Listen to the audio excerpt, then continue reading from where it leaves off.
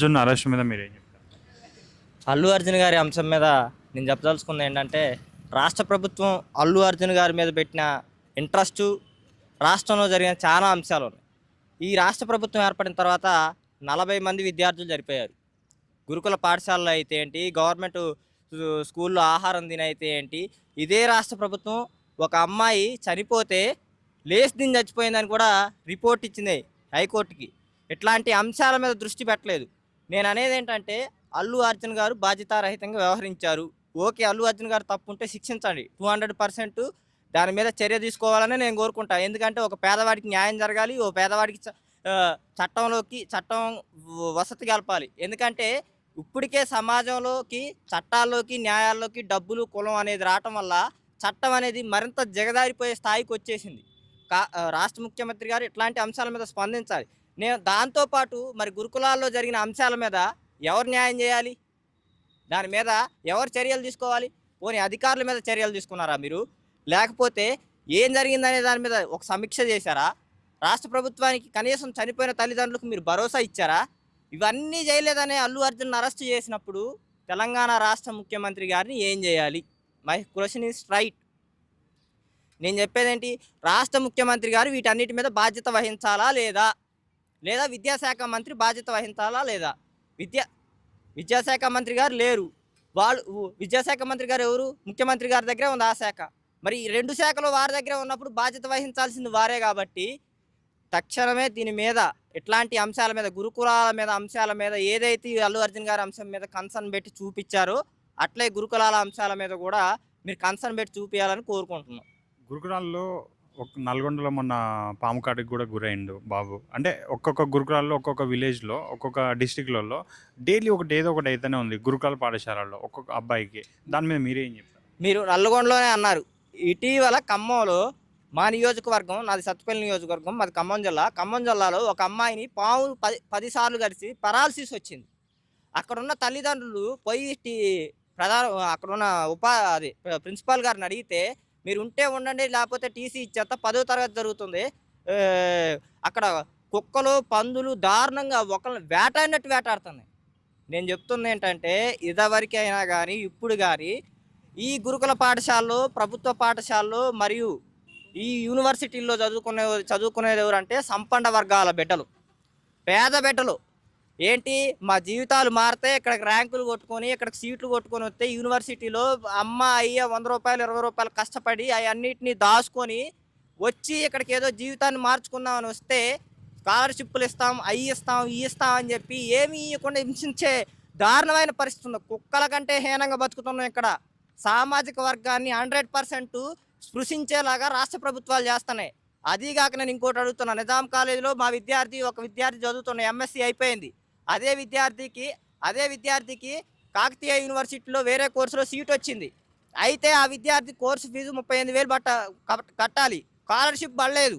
38,000 కట్టమని ప్రిన్సిపాల్ గారు ఒత్తిడి చేస్తున్నారు. కట్టాల్సిందే, నీ స్కాలర్షిప్లు పడలేదని. ఇవన్నీ మరి గవర్నమెంట్ కాలేజీలోనే 38,000 కట్టాల్సి వస్తే మరి ఇంకెందుకు గవర్నమెంట్ కాలేజీలో చదువుకోవటం? అదేదో 38,000 పెట్టి ప్రైవేట్ కాలేజీలో చదువుకుంటే వాడు మమ్మల్ని ఇంకా బంగారం లెక్క చూసుకుంటాడు కదా.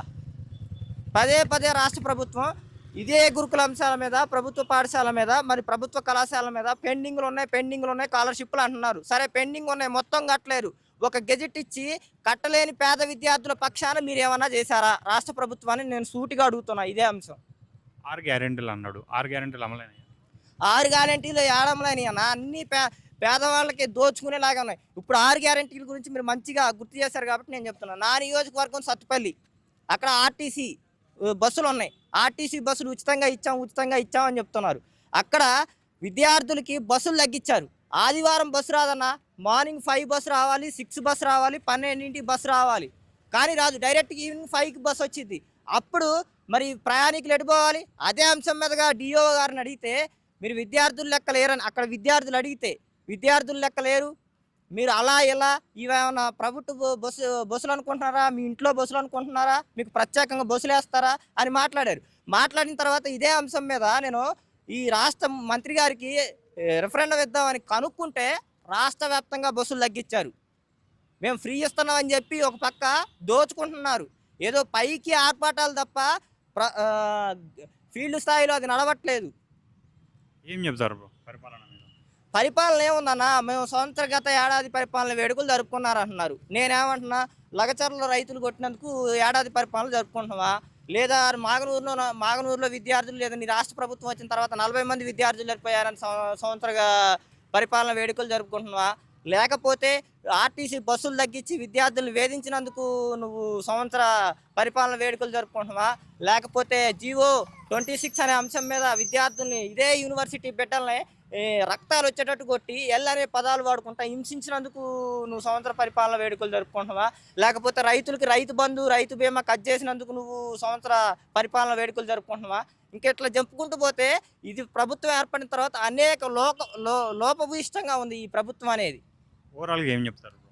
ఓవరాల్గా ఏమని చెప్తున్నా అంటే, ప్రభుత్వం ఏ పాలసీ పెట్టినా అందుట్లో కంటిన్యూటీ లేదు.